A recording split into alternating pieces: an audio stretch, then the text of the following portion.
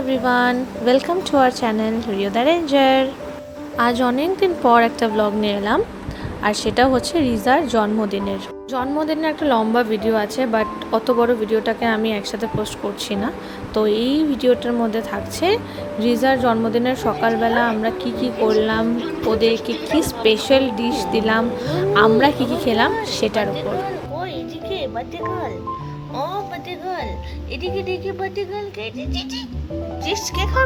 সকালের ব্রেকফাস্টের মেনু ছিল ওটসের চিল্লা, আর সাথে ছিল দুপুরে মাটন বিরিয়ানি, পায়েস, গাজরের হালুয়া, গাজর আর আপেলের একটা হালুয়া, আর বিকেলে ছিল একটা কেক।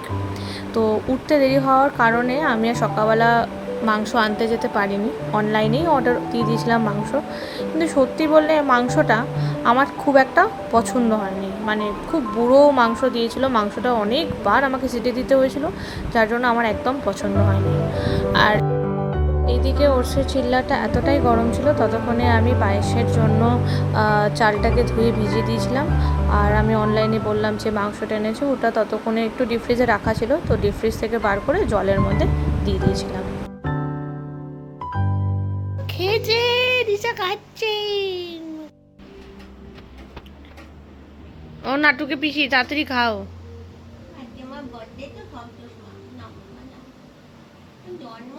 তুমি খেয়েছো? ও মা, তুমি একা একা খেয়ে নিলে, সব খাবার শেষ। কিছুক্ষণ পর ওদের রিনা চলে এসেছিল, মানে যে ওদেরকে দেখে ওর নাম রিনা, তোমরা সবাই জানো। তো ও আসার পর এবার ভেরি এক্সাইটেড। আর রিজার একটা স্বভাবই হচ্ছে আগে গিয়ে ও আসা মানে ওর কোলে উঠবে, আর যেহেতু জন্মদিন ছিল ওটা ওর স্পেশাল ডে, তো ওকে তো কোলে নিতেই হবে। আর ওইদিকে ওকে কোলে নিলে আর একজনে একদম আত্মারাম খাঁচা হয়ে যায়, মানে সে একদমই নিতে পারে না ব্যাপারটা। তুই চিৎকার করছিস কিসের জন্য? আরে বাবা, কি মিষ্টি ছবি, কি মিষ্টি ছবি।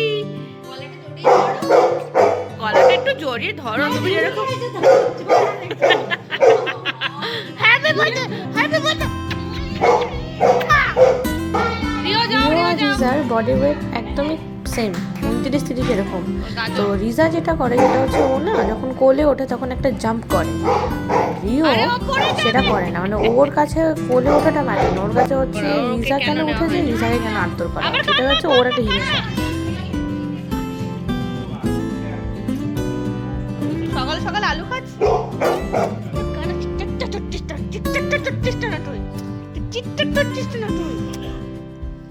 যে মাংসটা বার করে রেখেছিলাম সেটা প্রায় 2 ঘন্টা বার করার পরেও 3-4টে সিটি দিলাম, স্টিল শক্ত ছিল।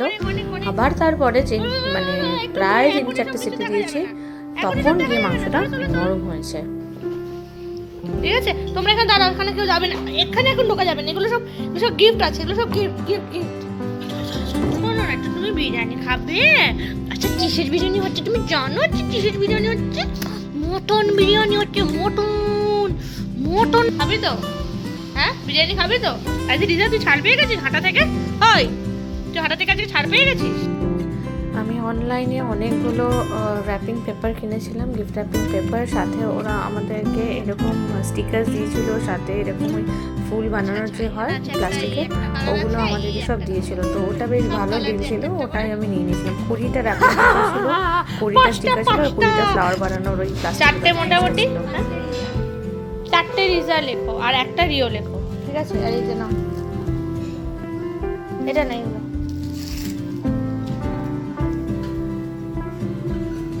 এদিকে চলো, এদিকে চলো চলো চলো। আরে শোনো শোনো শোনো, পেন ধরতে হবে না, পেন ধরতে হবে না, তোমাকে পেন ধরতে হবে না, তোমাকে পেন ধরতে হবে না, থাক থাক থাক, তোমারও গিফট আছে বাবা। রিজার জন্মদিনের দিন আমরাও বেশ ভালোই খেয়েছি। আমাদের মেনু ছিল তোপসে মাছের ফ্রাই, পোলাও, মাংস, চাটনি, পাঁপড়।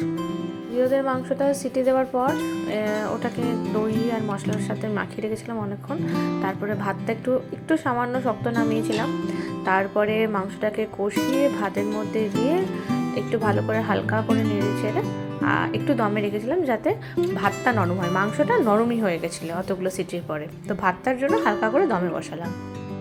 তুমি এখানে গিফট র্যাপের ওপরের জন্য রিও রিজা লেখা, তুই উঠবি, এখানে সাজিয়ে দিবি একটু। এই রিনাটা প্রত্যেকবার থাকে না, একটু সাজিয়ে দিয়ে আছে 6টার মধ্যে, তাহলে ওকে একটু থাকার মধ্যে করে দেবো। ও অর্ধেক দিন থাকতে পারে না, আগের বছরে সব গুছিয়েছে থাকতে পারেনি, একটু করে দে। লাইটগুলো একটু শুধু লাগিয়ে দে, হ্যাপি বার্থডেটা লাগিয়ে দে, হয়ে যাবে। বাবা তোমরা বাইরে ঘোরাঘুরি করছো, বাইরে ঘুরি করছো। ওদের এখানে মোটামুটি 7-8টা গিফট র্যাপ হয়ে গেছিলো, মানে 7-8টা গিফট ছিল ওদের দুজনের।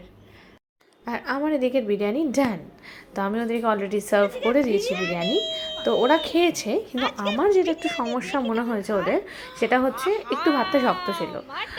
তো আশা করি পরের বার যখন করবো আর একটু চিমিয়ে দিলে ভাতটা নরম হয়ে যাবে সেটা। না তো চলো আজকে আলু বুলুকে দিয়ে দাও, যাও। না না চাকরি আমি আজকে আলু বুলুকে না খাও, তুমি লক্ষ্মী ছেলে, কেউ তোমাকে কিচ্ছু বলবে না, মারবে না। চলো খাও। আর না আমাকে চাকরি ছেড়ে চলে যেতে হবে, আর কিছুই করার নেই। থাক। তো পায়েসটা আমি সকালে অলরেডি বানিয়ে নিয়েছিলাম। আর সকালে একটুখানি খাওয়ার সাথে সাথে একটু পায়েস দিয়ে জন্মদিনের যেটা সবাই আমাদের মা বাবারা করে সেটাই করেছি। আর বাকি পায়েসটা বিকেলের জন্য রেখে দিয়েছিলাম। তবে একটা কথা বলে রাখি, পায়েসটা কিন্তু দারুণ খেতে হয়েছিল। আমি নিজে একটুখানি টেস্ট করে ফেলেছি, ভীষণ সুন্দর খেতে হয়েছিল। বিকেলে আমরা কীভাবে সেলিব্রেট করলাম সেটার জন্য একটু ওয়েট করতে হবে for the next part. Bye bye.